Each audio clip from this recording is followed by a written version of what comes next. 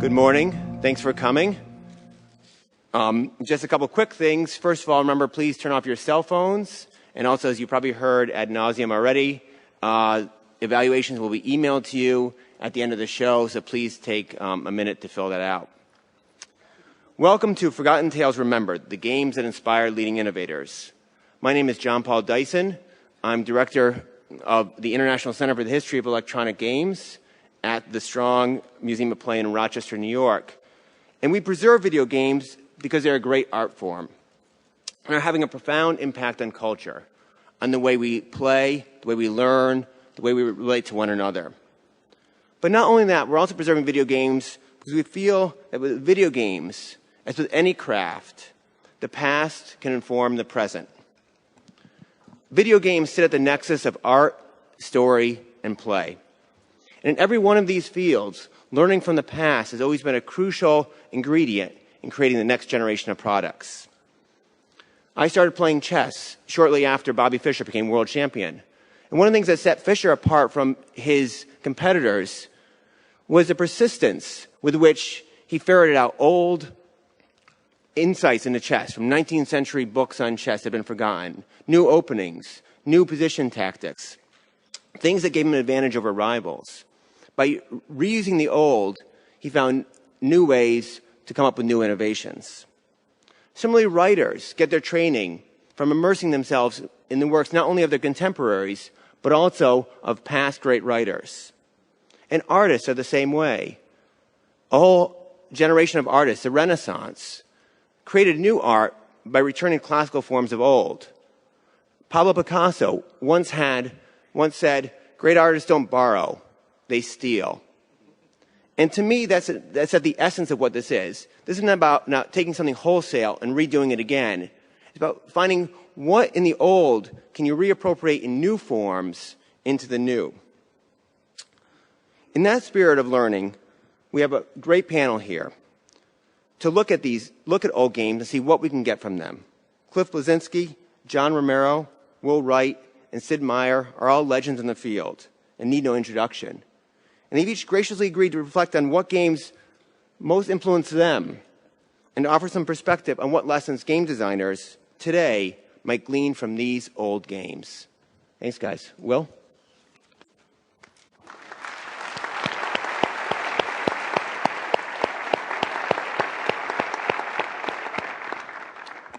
Hi, everybody.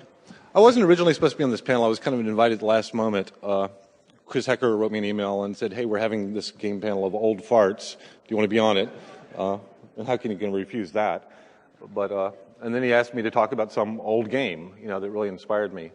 And, I got my first Apple II back in 1980. And, back then it was just the very early days. Every game was almost its own genre. It was totally unexplored territory. And there were a lot of games, as I was thinking through, that really, I think, inspired me, in my early career. I had a hard time really kind of nailing it down. Some of the early ones, if I can get the clicker to work here. Well,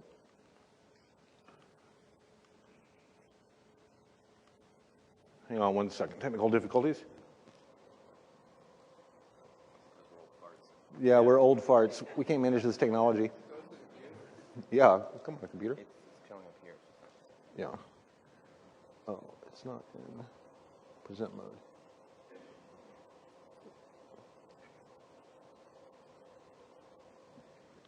There we go. So the original Flight Simulator by Bruce Artwick was one of them. It was a little micro world, self-contained world that had its own rules and everything. I love that game, and this is the very first version of wireframe graphics. You had to write your own kind of boot up thing on the Apple II to actually get it to run. And you had to go into the machine language monitor to make it operate. Choplifter, I loved, just the action of this game. The graphics on the Apple II were just astounding for the day. Plus, you were rescuing people. You weren't just trying to kill people. You're trying to rescue them. They'd get out and they'd wave, and you'd kind of feel really good when you rescued these little people. Sundog, which probably, is anybody in this room played Sundog on the Apple II? I see about maybe 10 hands. That was an amazing game. It was almost like the first Grand Theft Auto in that there was this whole open world and all these things, except you were in a spaceship going around planets instead of a car going through cities. But really, when I thought about what game really inspired my work the most, it was Pinball Construction Set by Bill Budge. Now, before the video game industry, pinball was the thing, and people would spend, lots amount of, time and money on pinball machines and bars, halls, et cetera. So a lot of the very early games were basically simulations of pinball machines. In fact, Sublogic, which made the first flight simulator, that was one of their first big hits, was the pinball simulator, before the flight simulator. Back then, also, all the games were basically just sold in shrink wrap, like Ziploc bags, on the, in very primitive packaging, et cetera, et cetera. So it was the very early days of the industry. Bill Budge was one of the first people out there, and one of his first hits was Raster Blaster, a pinball simulation in 1981. And so this is really like one of the very first genres of computer games.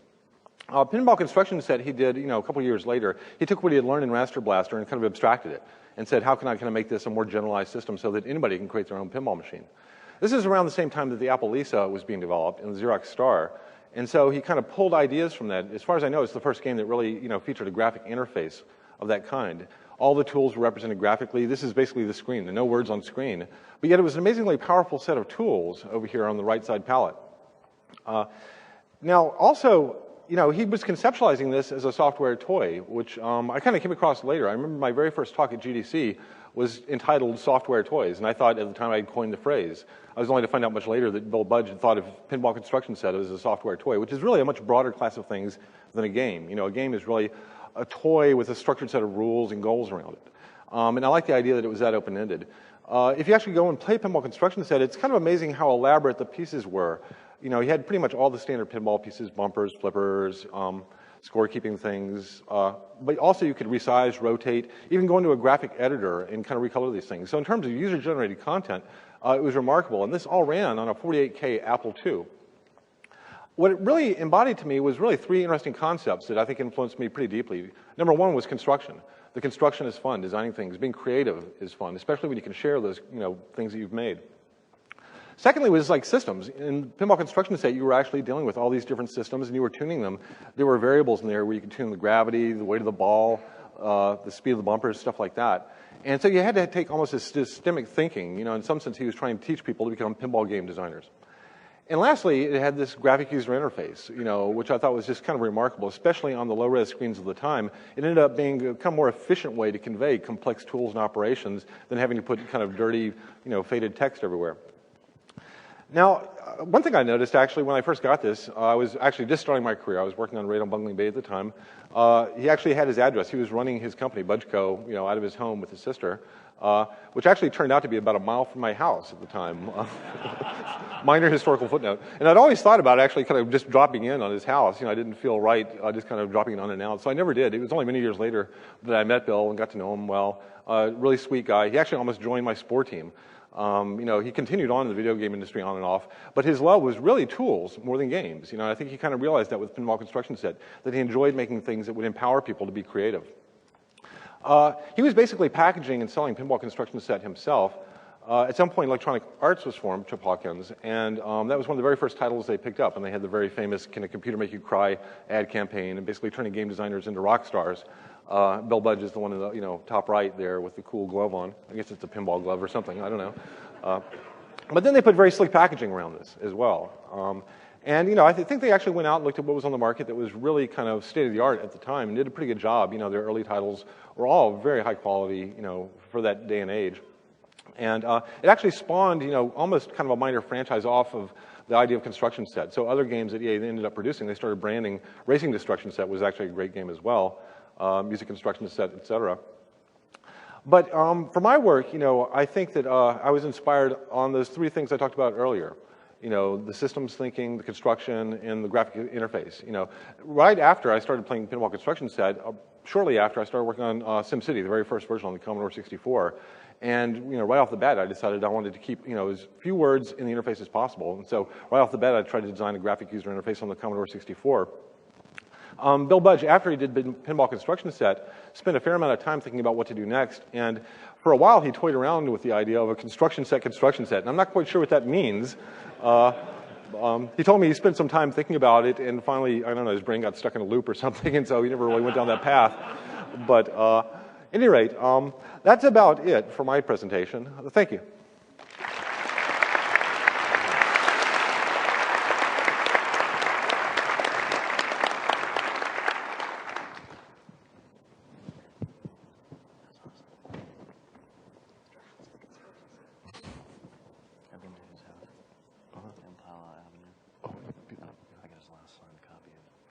Hi. Hello. Hi, I'm Sid Meier. The game that I'd like to talk about that really inspired me was Seven Cities of Gold by Dan Bunten, which came out in 1984, before many of you were born. But a couple of things that were it's a very influential game for me. And I just want to make one statement. Dan is often remembered for pioneering multiplayer games and the idea of casual gaming and being light years ahead of his time in that regard.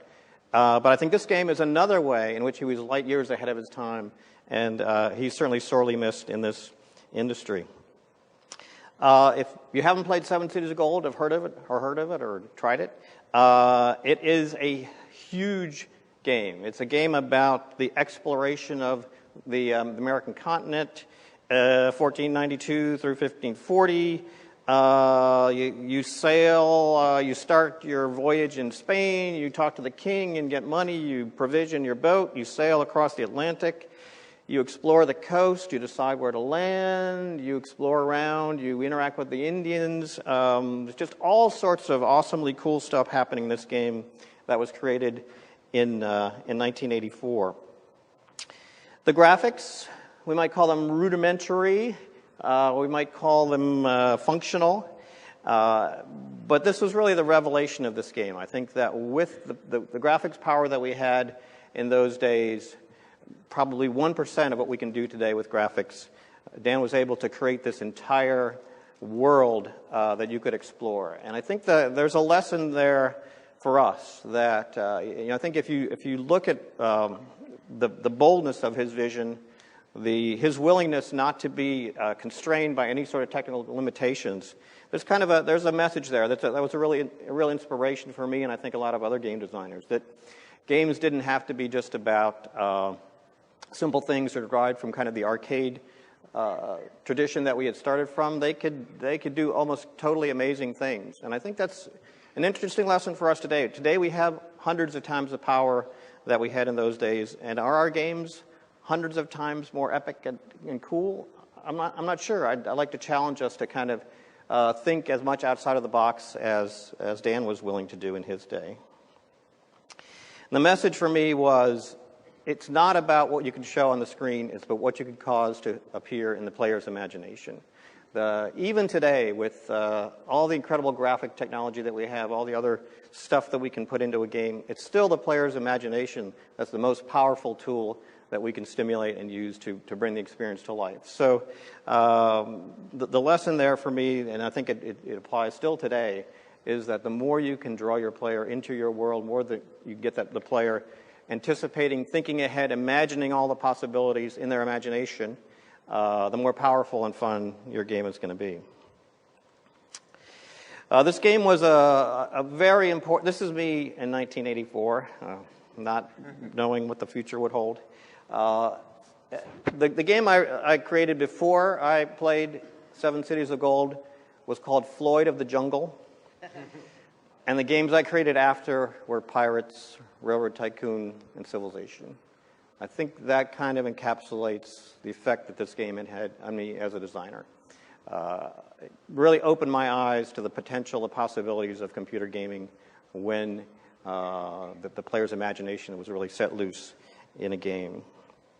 A couple of specific things that really happened to me as a designer, and I still think are useful lessons today, really convinced me that games could be about historical things. Floyd of the Jungle was not a historical game, was not based on any historical Floyds, but from then on, it really inspired me to take real-world situations and events and bring them to life. I think as a youngster, people have asked me, where does your inspiration come from as a game designer? And for me, in many cases, it's things that I thought were cool as a kid, and now being able to come to those things as a game designer and bring them to life on the screen. I think we all thought pirates were cool at one point in our life. Hopefully you had the opportunity to have a little model railroad at one point in your life. These were all things that I just thought were fascinating and cool. And to realize I could, as a game designer, explore these areas was just a revelation to me. And that kind of inspired the next couple of games that I worked on, Pirates and Railroads and and civilization. Seven Cities of Gold was the first game that I think I played that had this random map concept in it. I think it's very powerful in terms of replayability. There's nothing like a random map to kind of cause you to play the game again and again and again to see what's happening. And it's certainly something that I stole from Dan and took advantage of in Civilization and a number of the other games that I've done. And it's kind of been a fundamental of many of the games that we've done at Firaxis is, if we can get a random map in there, it just adds a total new dimension of replayability to the game. Another aspect that struck me about Seven Cities was how Dan was able to mix genres together. It wasn't just an arcade game. It wasn't just an exploration game. It wasn't just an economic game. It was all these things together. You had to worry about your supplies and your economics and trading your goods for food and things like that. But you also had to navigate your way and explore this world. And every once in a while, when you went into a native village, you had to play this little arcade game where you had to try and work your way to get to the king and negotiate with him without bumping into too many natives who would pop if you ran into them. And if that happened too often, they would get very angry and terribly bad things would happen. But luckily, you had the option to amaze the natives by pressing the button on your joystick. You could amaze the natives, and they would all kind of run back and give you a little space to sneak up to talk to the king. And this struck me as 3 words: amaze the natives, printed on the screen, convinced me that I was this explorer that had these amazing powers, and these natives were just in awe of my awesomeness. It just struck me as, wow, as game designers, we have incredibly dangerous powers, and we need to be careful how we use them. But it was really a revelation of how just a couple of words on the screen could conjure up this entire story in your mind. There was some really cool technology in Seven Cities. The first time that there's a map generation, and then this map was being scrolled smoothly off of the disk, and the game never stopped, and it was like something that we hadn't seen before. There was no breaks in the game. It just flowed smoothly from one thing to the other, and I could constantly hear that disk whirring around, and I knew there was this entire continent on that disk, and it was pulling off pieces of it, and it was kind of a technical revelation to me, and I think it led to an era where the advance of technology was an integral part of how games got better. Smooth scrolling, for example, I guess we probably just take that for granted now. But the first time we saw a map kind of smoothly scrolling around the world and being able to travel around the world and kind of not knowing what was off the edges. And again, in your imagination, this world was infinite and anything could happen.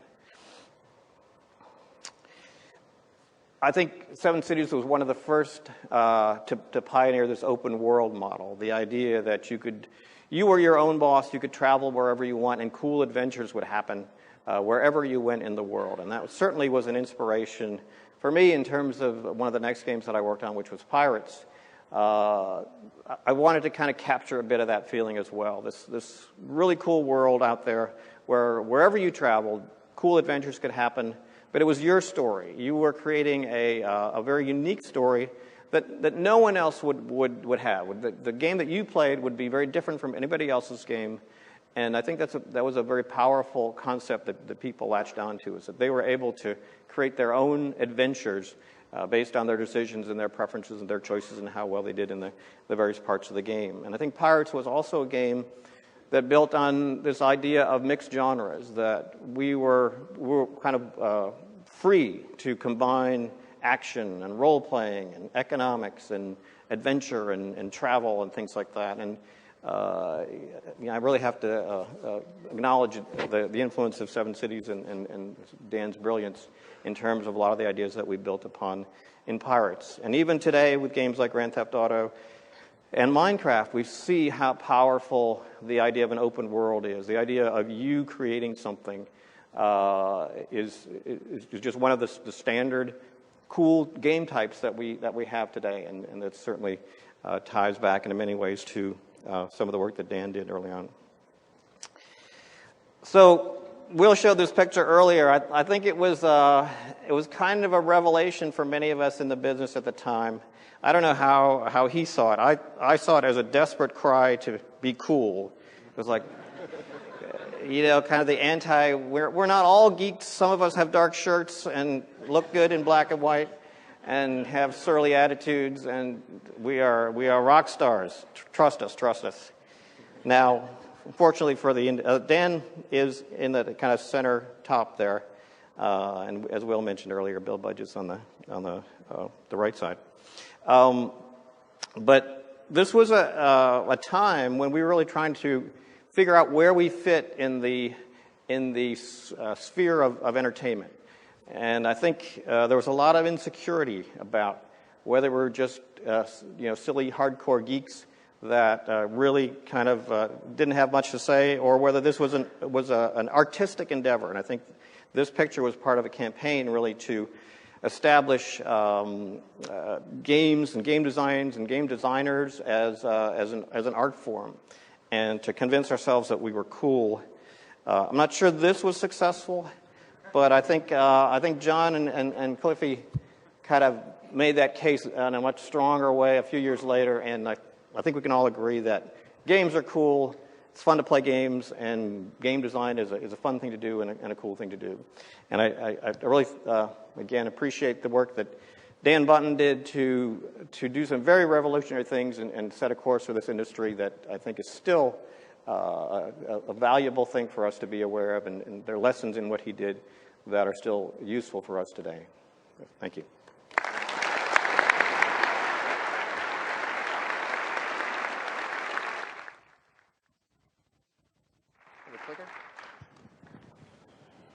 Check. Good. Okay. I'll fire that up. I think geeks actually are the new rock stars, in my personal opinion. If I could go back 20 years to myself when I was 17 and tell myself I'd be on a panel with these gentlemen, I would have told myself I was full of crap. So I'm a little freaked out that I'm up here with these guys. It's pretty awesome. So there's kind of been a theme for me lately of making things personal. And nothing is more personal for me than The Legend of Zelda, which is why I chose this game. And it's kind of ironic, once I was asked to be in this panel, the fact that my New Year's resolution was to be less nostalgic, because I think nostalgia, when applied right, can be very useful, and when applied poorly, it can be very dangerous. So, I want to give you a little bit of the history about myself real quick to frame this. This is me, classic American kid. This could be just in Life magazine or whatever, playing in the sandbox and eventually realizing that I work in an industry in which sandboxes are incredibly valued, back when the Tonka trucks were made of metal and were badass. Then I turned 13. And everything changed, and I became a little bit of a shit, as we all do at that age, and things kind of got very interesting after that. Just one of my favorite photos of myself here. You can clearly see the 1980s G.I. Joe and Transformers influence that later kind of shaped what Gears of War was, as well as some of the dialogue, to be fair. And look at the shag carpet in there. It's just absolutely beautiful. Nice muscles, too, Cliff. And then it's important to understand where I was born and raised, which was a suburb of Boston in New England. And those of you who've been fortunate enough to go up to that area, and the areas kind of around Boston, there's a certain magic to it. And it's something that Lovecraft knew, with that kind of New England vibe, with these kind of covered bridges and barns and churches and just the old cemeteries and everything. There's a flavor to New England. And mark my words, someday I will get around to making a video game set there, because it is a perfect setting. And I had an amazing childhood there that I still, to this day, 3 to 5 nights a week, I dream of, because it was honestly quite perfect. And I was a fucking weird kid. I would go out and I would catch bullfrogs that were the size of your fist. I would catch snakes. I would go knee deep in a swamp without batting an eyelash, and I would emerge with a water snake dangling from my finger as it chews on it as like a prize, this 3-foot monster. Thank God it wasn't venomous, right? But you didn't care then as a kid. You just go out, and these were treasures to be found in the woods. These were items. They were rare items. I was playing my own mini mental version of Diablo, and I didn't realize it at that point. Also, we dressed up as ninjas and robbed a farm stand, and thankfully we were only 13, 14. The kids who were 18 took the fall for that, but I assure you, now that the statute of limitations has passed, that we knew exactly what we were doing. We had the split-toe shoes also. They were great. And then I fell in love with Nintendo. This was my first true love, honestly. I loved my Atari, but at that time I still knew the graphics really sucked. that bad Pac-Man port that nobody liked, right? They even got the colors wrong. And then I wasn't quite as hardcore as the famous internet image of the child in the middle, but I really loved it. I had a friend of mine who had this Nintendo Entertainment System, and we'd go over to his house after school, we'd eat queso dip, and we'd play the shit out of Mario. And I will never forget the feeling the first time I jumped and I hit a block that was secret and invisible. And I was like, what just happened? My mind is blown. Like, this is a secret. There's secrets in video games. What is going on here? And that changed everything. As a result, I was teased at school a little bit. I was chased off the bus, and I was called Nintendo Boy. And, oh yeah, that was great. In addition to that, I wound up actually taking a photo of Super Mario Bros. High score and sending it manually via snail mail, and I wound up with my name in Nintendo Power in the very first issue, which began the long, time-honored tradition of spelling my name wrong. So then, that's where the stupid nickname Cliffy B came from. So anyway, long story short, I was picked on, and it kind of sucked back then, but then my life is fucking awesome now, and they can just go on with their lame lives. So anyway, so my friend and I, we were amazingly huge Mario fans, and suddenly this ad came along. I don't know if you recall the ad. It was this guy in a black mock turtleneck with this weird white afro, and he was calling out the names of the creatures, Octoroks, Tektites, Lemurs. And my friends and I are sitting there, and we're like, Nintendo's marketing probably put a lot of research into this. And we're looking at this ad, and we're just like, really? Like, you're going to take me from Mario to this? It was really a bad representation of what that game was. And then I learned about the cartridge. The fact that it was gold, and our minds were blown. We're like, wait a minute. Nintendo might be onto something here. They may have something kind of special. And that was my first lesson in branding. It's a lesson I later wound up learning also from the musical Miss Saigon. Those of you who've seen some of the interviews I do, I'm a huge musical person. I love them. I'm a big fan of them. I cry during Les Mis and all that. I'm a very emotional person with this stuff. Miss Saigon is just, real quick, the story of American GIs in Vietnam in the 70s, and they go to a brothel, and the pimp who runs the brothel will have a contest every night where he picks one prostitute to be Miss Saigon, and she's just another prostitute from the other ones, but then he charges double for her. That's the power of a brand and valuing something and treating it as if it's special, which we later apply to our GDC demo this year. It's really hard to get into. And then I found the manual. I didn't have the game yet. I only had seen the dumb ad. I learned about the gold cartridge, and my friend showed up at school one day with the manual. And as much as I advocate that I don't like physical media anymore, we should all go digital, no manuals, let's just go straight digital, I still, to this day, remember the scent of that thing as I opened it. It just is permanently seared into my brain, and I still occasionally will sneak a manual and kind of get that little hit when nobody's looking. And it's just these items, there's a compass and a map and a boomerang and bombs and arrows. This was just new territory for me. I hadn't really played a lot of those Apple Adventures and Ultima, so it was completely brand new to me. And you have to understand, I'm 13 years old, I'm in New England, and I'm working at a country club, and I'm at that point where all those youthful shenanigans of your knee being scratched and the grass stains and staying out until the street lights come on and your parents call you home are about to end. And Zelda came along. And the fact of the matter is I spent weeks of saving for this game. I had a paper route, and to this day I still dream that the papers weren't delivered and there's a big warehouse full of them that I have to go back and deliver. And Paperboy was that game that I was literally playing, and I did extra chores around the house, and that was my first lesson, teaching me that hard work and finally acquiring something you want is a very valuable thing. And so what Zelda managed to do is it ignited my senses. It had a sense of mystery, a sense of adventure and discovery, and it was just pure magic for me at that point. And it was a very guided experience. I thought it was an open world, but it was actually kind of the Metroidvania of having to find the new item or tool that will unlock and ungate the next area. And we actually mapped the world out on graph paper. When's the last time you actually did that in a game? When's the last time a game actually asked something of you? And secrets, like, I was of the belief at that age that the designers didn't want you to find these secrets. Like, the game actually had Miyamoto's tax ID in it, or it had proof that he had an affair with his wife or something, and I was uncovering this like the Star News reporter or something.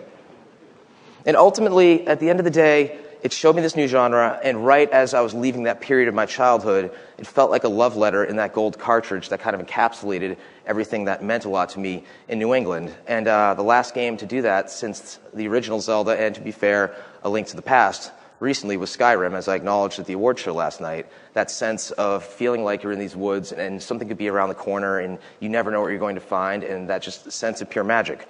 And that ties back to any time I talk to a designer, young or old of any age, and they say, where do you get inspiration from? Where should I get inspiration from?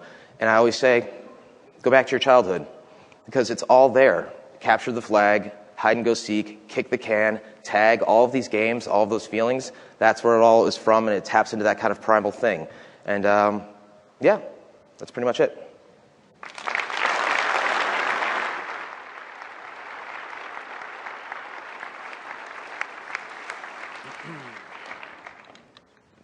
All right. Oh, hey, you can all hear me. This will be an experiment, I think, because I'm having some technical issues with my update to my iPad, which has Keynote on it. So this might happen off an iPhone, if we can get the output working here.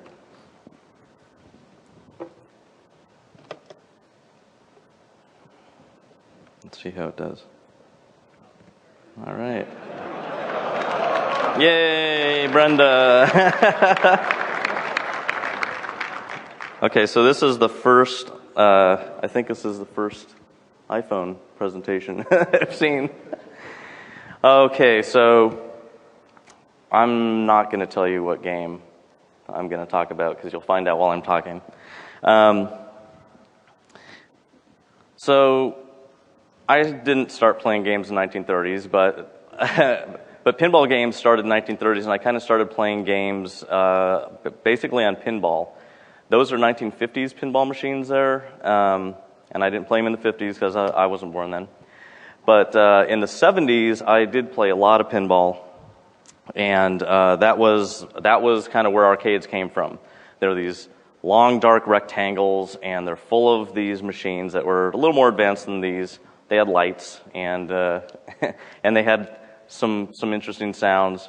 But I went there a lot, and I was really excited by the kinds of things that I was experiencing there, because it wasn't Hot Wheels and Matchboxes and like G.I. Joes and stuff. It was this mechanical thing that made noise, and this ball moved around, and I guess very much like the pinball construction set fascination. I was very excited by pinball machines, and then the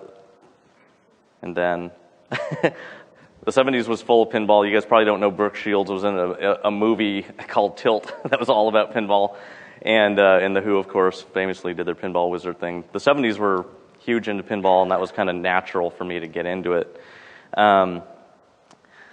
There were also these other crazy games. I don't know, how many of you remember seeing this Speedway game? Because that's a really old game, and sometimes this game was on these giant screens, kind of like that, and because it was just kind of back projected, and it was really different too. So I could see that like games are starting to move from this kind of mechanical thing that started really in the 1800s, and then went forward and they were trying to project things onto screens. And so I started to play whatever I could that was a little different than pinball, because I was kind of inundated with pinball. And then in 1972, this game Dune Buggy came out, and I probably did play it in 1972, 1973. And this game was in a cabinet that was kind of a pinball cabinet and also like an arcade cabinet. It was like a combination thing. And this is not the game that blew me away, but I was really excited about it, because if you see there, it's got a steering wheel, and then you're looking through glass. You don't have that much visibility because they put the pinball like numbers up there. But in the glass is an actual rotating round like wheel that turns, and you are controlling one of the cars that's kind of trying to move from slot to slot, not hit the other cars that are on it. And it's all fluorescent paint and black lights. And that's kind of where arcade cabinets came from, these electromechanicals, they call them. It was in between pinball and video games, and that was really amazing. Like there weren't that many electromechanicals because video happened pretty quickly after that. But it was great to see one of these crazy machines. I played this a lot because it was just really different. And then Pong basically happened, and here comes video, and it's black and white, and all of a sudden everybody's playing them at home on the Sears machine and everything else that was being sold. Those kind of all-in-one systems that you're plugging in, and yeah, I'm giving a history lesson here. I did play a bit of Pong, and then one after another, come these games. They're still black and white. You have a lot of gun games like Cheyenne and a lot of Williams stuff had guns actually mounted on it, shooting into a thing that could detect light. Gunfight, more black and white stuff. Sprint was an amazing game. And so through the 70s, these games keep on marching along. There were hundreds and hundreds of games that are very similar to each other. And then Space Invaders in 1978 was like, whoa, shooting aliens. This is different than like shooting people and aiming guns at other people and targets and stuff and driving cars, Night Driver and everything else. So I was really excited by the alien shooting thing, but then within, from 78 to 80, everybody was shooting every kind of alien. So asteroids, and it's all black and white stuff. So, that was like, oh, games are all in black and white. And then there was this kind of semi-color time period where they put actual color masking on the glass to make it look like there was color, but it was still black and white projected through a color film. So you can see on the right, the game on the right is a pretty unknown game. It's a gypsy game. You're trying to avoid things, and you can see the yellow masking at the bottom. The things that fall when they hit the ground change color. So that was the cheap color back then. And so I kind of, everybody back then got used to seeing games in just kind of black and white and the semi-color thing. And then one day in 1980, I went to, I used to go with my parents to the bowling alley because they used to have arcade games there too. And I would go anywhere that there were arcade games, like, definitely arcades, but then arcade games were, in 7-Elevens and like everywhere. It was like the world was an arcade basically. So I went to this Foothill Bowl, and then I saw Pac-Man, and that was a real color game. And it totally blew me away. Like, I remember the minute that I saw it, I still remember exactly where I was and what it looked like. And Pac-Man is the game that really blew me away and influenced, everything. Because the game design was unlike everything that had come before. And not only did it have this great color, it had amazing sound.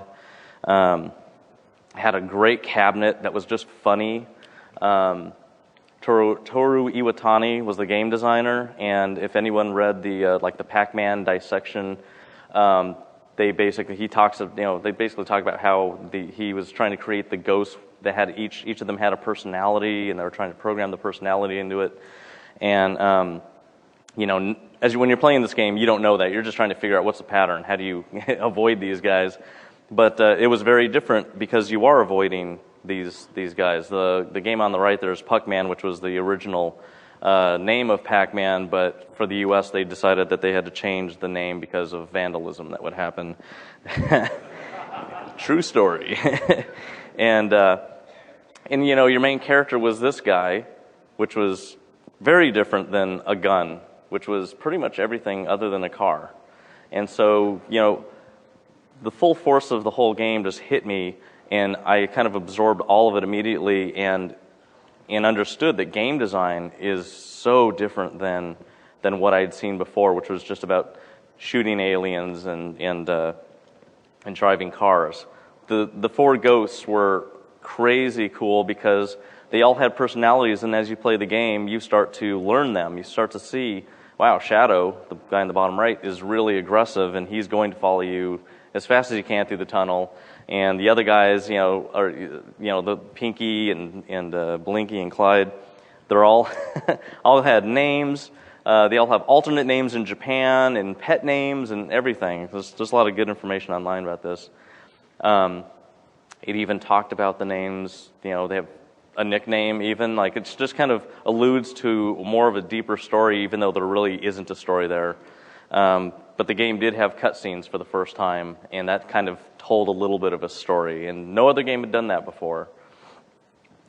This was pretty awesome that you are being chased, and then you could turn on the guys that are chasing you and eat them, but then they just come back. So it's kind of non-violent too. And so, yeah, this was a screen when you started it. Here's this maze, which then it basically started the maze chase genre. There was no other maze chase before it. and you're eating pills. I think you all know Pac-Man, how it works, but it was very different when it came out. It was like a mind blast for me. If the big difference here is the score and the fact that there's a lot of keys at the bottom. And in Pac-Man, when you went basically to the last, there were cherries and peaches and strawberries and even a Galaxian, I think, character in there. And when you got to I think it's the 13th fruit or character or whatever, it turned into keys. And I think the furthest I got was like 9 keys. And that's a lot of screens, but it's not as many as it takes to blow up the game, which is 256 screens, and there's some insane people that can actually do that. And that's basically the high score of the game there too. But yeah, the game was really hugely influential on me, especially in the fact that it kind of showed game design can be anything that you can think of, because this game really just broke out of the box, like the mental box that the whole industry was in, and showed you could, just the limitless possibility of game design. And I basically had a paper route, like a lot of us had paper routes, and I only had a paper route so I could play Pac-Man, and I would spend at least $200 a month on the game. And I used to get in trouble, I used to get in trouble for Pac-Man. And it was really the only thing that I wanted to do was, I guess, really understand that game. I didn't read books on patterning and stuff. I just kind of made up my own patterns. And I got so good at playing Pac-Man that I could start the game and not even look at the game for probably the first 3 screens of it. I could just not even look and just play and just win each screen. And, that's a lot of quarters. And when you're a young kid, every quarter matters if you're making $5 a week, right? So to get really good meant I could have fun longer, and that was important. So just some stats on like the importance of Pac-Man. It grossed over $1 billion in quarters in a year and a half, and that's insane. Which means that there were, 30 million active players across just the United States playing this game. And today, or last year in 2011 dollars, it was $2.4 billion is what that game basically made in that first 18 months. By 1982, 7 billion coins had been inserted into all the Pac-Man machines, and in 1999, basically the end of the 20th century, Pac-Man was the highest grossing game of all time. And the game had the first mascot in it, first character basically, created the maze chase genre. Females were super drawn to the game because it wasn't shooting aliens and having guns and all that, so it was a big draw, which then kind of begat Miss Pac-Man. And Miss Pac-Man was actually a mod to the Pac-Man chip that just kind of piggybacked on it. And a couple college students made that mod, and basically I think Midway was going to sue them and decided to buy them instead. And so the Miss Pac-Man that's out in the arcades when it came out was still the modification chip on top of Pac-Man. It wasn't like they created new chips. The game had the first power-ups, the first cutscenes. It was also one of the first games to be licensed because the game was made in Japan, and then it was licensed to Midway in the United States. And also, they kind of credit it with the stealth genre because you're trying to stay away from the ghosts and not be seen and detected in kind of abstract way. And also it influenced Wolfenstein 3D. Even in Wolfenstein 3D, we had a level that was a Pac-Man level as an homage to the game.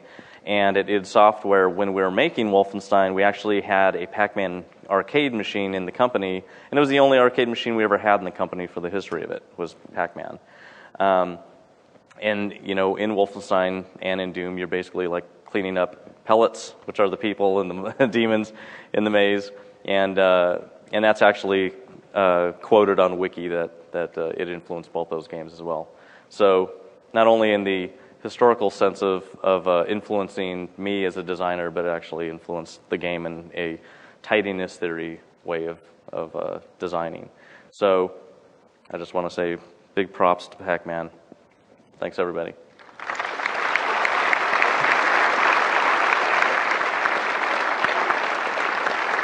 iPhone, huh? Yeah, so that was the first iPhone presentation I've heard here. So I think, John, you're going to start a trend here going forward. Microphone's here for questions, and while people come up, just have a quick question, just while you want to come up to the mic. A couple of things when I was thinking about, as you guys were talking, first is just this idea, a number of you mentioned this idea of sort of fun and whimsy in the game. And it was great doing this panel because I got a chance to actually go back and play these games again. And one of the things I love, for instance, the Seven Cities of Gold, it's like an album when you open it. And in the liner notes, Dan Bunten inserted himself. He said, so in 1492, Columbus discovers America. In 1494, Dan Bunten becomes General of Mexico or something like that sort of thing. What role do you see whimsy having in gameplay today? Because sometimes we can really emphasize the wonder aspect a lot. What are some aspects you see whimsy really coming through in games, especially with new forms of games happening? And then we'll go to the first question. It's a tough one. Well, I mean, there's a ton, like humorous games. Yeah. Humor, fun, lightheartedness, all that Yeah, stuff. Ron Gilbert and Tim Schafer are really great at making those kinds of games. You know who kills it lately with that is Valve. Yeah. Right? I mean, Oh, yeah. Team Fortress, and you can't Portal not 2. love most of everything about Portal 2, from the damn turrets to Wheatley to what the arc of what GLaDOS goes through with the damn potato and everything. It's just, that's something they nail, and I envy and hope to kind of push more towards in the future. That's what Fortnite is edging towards. I think whimsy kind of encourages the player to be more exploratory and creative too. I mean, we call it silly, but just the idea to try everything, and even failure, when presented the right way, can be very entertaining, even player failure. And I think it's also, humor is just a huge ROI, compared to a lot of other techniques. You can take anything. A lot of times you'll take a game design constraint, make it humorous. And like The Sims, we were trying to figure out, okay, occasionally they need, little things in their environment, a spatula or a cup or whatever. And, just the logistics of where do they get it from. So eventually we just figured they pull it from their butt. So they it was reach behind their back, and instantly they have what they need in their hand, Or when they change clothes, they jump in the air, spin around. So we take design constraints or hard design problems and just turn them into humor. And people, became kind of iconic representations, iconic moments in the game. Tim Merrill from DigiCapital. We're a games investment bank. We published our Global Games Investment Review for 2012 last week, and one of the things that we really like with all the growth in online and mobile games is games archaeology.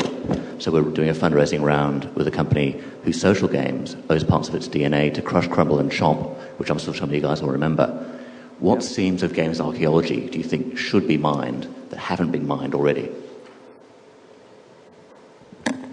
So the question, what themes in games haven't been mined yet that should be? Yeah, brought right to life. So what are the genres or the types of games that aren't yet being exploited that if we dug deep, we'd be able to find those new concepts? I had a conversation with a very good friend of mine who's well known in the business, who I'm not going to name, and I asked this friend, what would be your dream game to make? And this friend of mine told me, a homeless simulator. And that's something that I think done properly could actually have a really interesting message about what a person in that predicament would actually go through. And that's the kind of thing that fascinates me with those serious games like that September 12th game and that kind of thing. I think that's the power of this medium that, I haven't tapped into because I make far more commercial Michael Bay type stuff, but I'm just envious of those who are able to do that because I think it's really, games are so powerful and they could really have a few great messages with that sort of thing. I think in some sense we're in this golden age of game design right now with the indie scene, the app market, and all that. That we have a lot of free-form exploration, of whole new genres, new approaches. But now there's kind of a signal-to-noise issue. When there are 100,000 games or more released every year, how do you find the 50 really groundbreaking ones? So we're kind of almost faced with the reverse problem now. There probably are a lot of games breaking new ground, exploring new themes right now, but how do they get visibility in the marketplace? I think we're kind of in danger of becoming self-referential as an industry. I know when we were starting out, a lot of the games that we did were things we thought were cool as a kid. I think it's been mentioned a couple times that whether it was like the railroads or kicking the can or things like that. We built games based on our experience, and now a lot of games are kind of built on a game I liked. In other words, and that game might have been built on a game that person liked. And we're kind of in danger of becoming kind of a self-referential issue. And I'd really encourage game designers to reach out into their experience. What do they think is cool other than other games that they've played? And that's where I think a lot of the new ideas potentially could come from. Thanks. Thanks. So when you guys talk about your childhood experiences with really primitive games, and it's like the graphics didn't matter, I can't help but think of today's kids growing up on games like Skyrim and Portal and Angry Birds and all that kind of stuff. And the childhood experiences and the emotions, I feel like they're pretty similar. But how far do you think we've come in terms of creating life-changing experiences and making those nostalgic memories and really influencing people? Just because I feel like that's a good metric for knowing how far we've come with design fundamentals and really making an important art form. I think Minecraft was a pretty life-changing experience for me. It's an amazing game. It's the first time that I felt like I was playing a game and creating structures without being like in an edit mode. I was actually, the world was all about creation and destruction, and there was a game all around it. And just like when you're playing an MMO and you have, you jump into an MMO and there's this crazy amount of possibility of what do you want to do? Do I want to craft, go on quests, go raid or whatever? In Minecraft, you get the same feeling, but it's so much simpler and it's all about creating stuff. I can't be in World of Warcraft and start building Goldshire. But in Minecraft, I can jump in and just start building a new thing and, just sit there and just focus on it. And it's like, oh, it's nighttime, bad things. And, it's still this fun game, but you're still creating. And I've never played anything like that before. I think I'll kind of echo what Sid was talking about with streaming. That was really important to have streaming in a game. World of Warcraft really, I don't think there's any other game that has duplicated World of Warcraft's amazing client technology to stream a giant world that smoothly.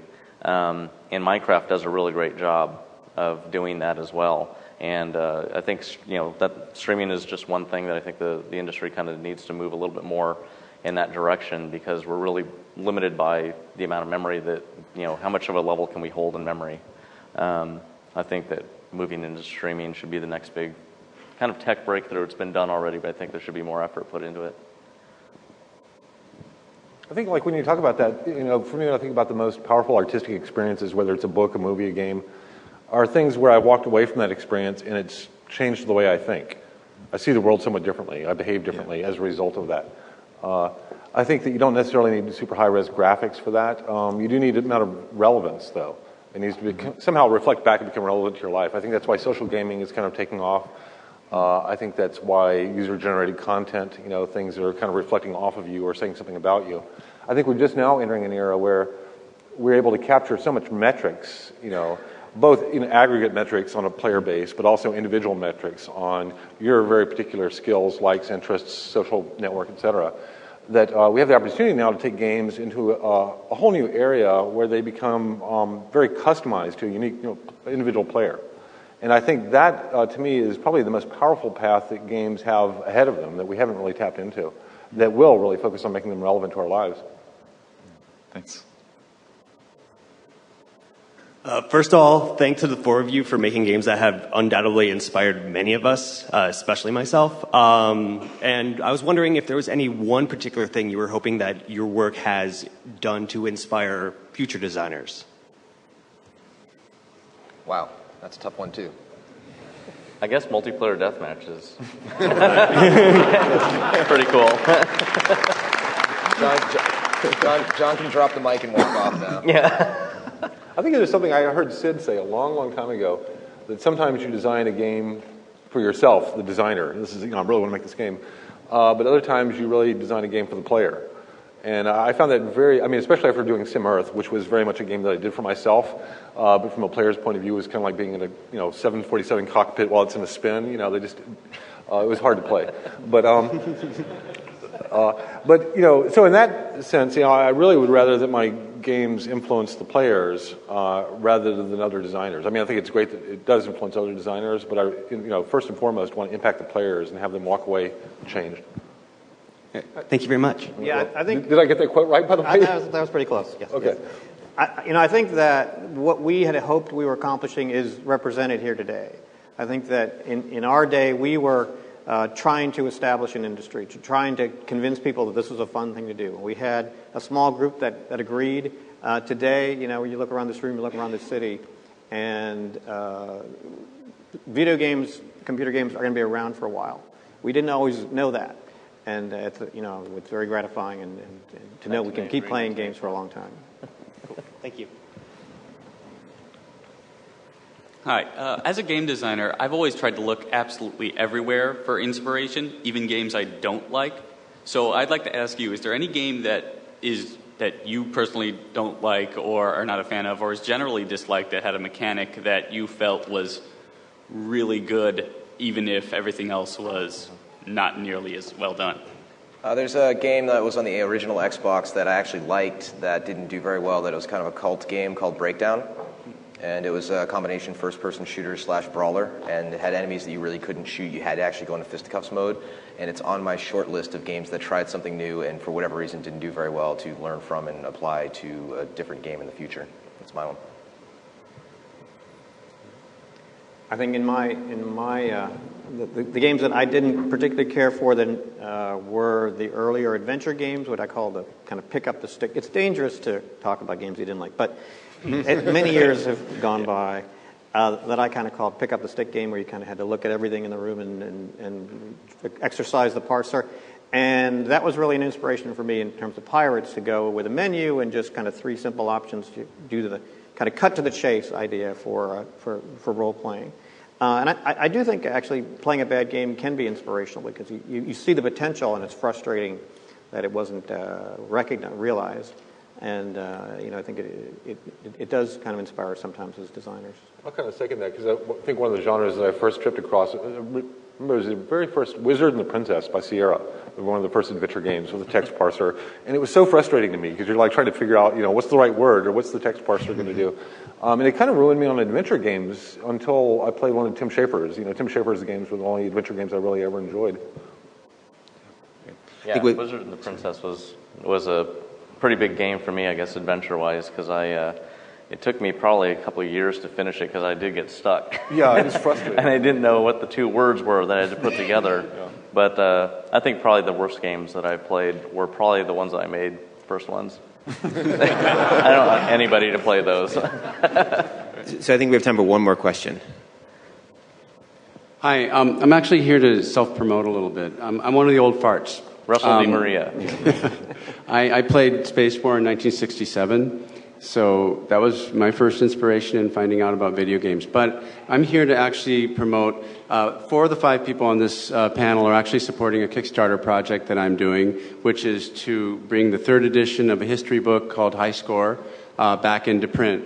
And I'm asking for your support for this. If you check for High Score 3 on Kickstarter, please support it. It was a great visual book.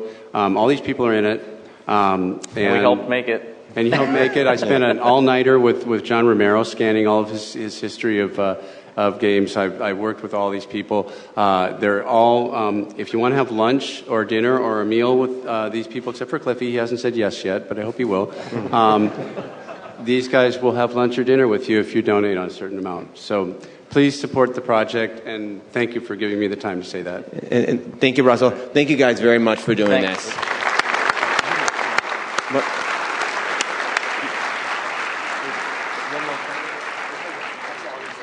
Yeah.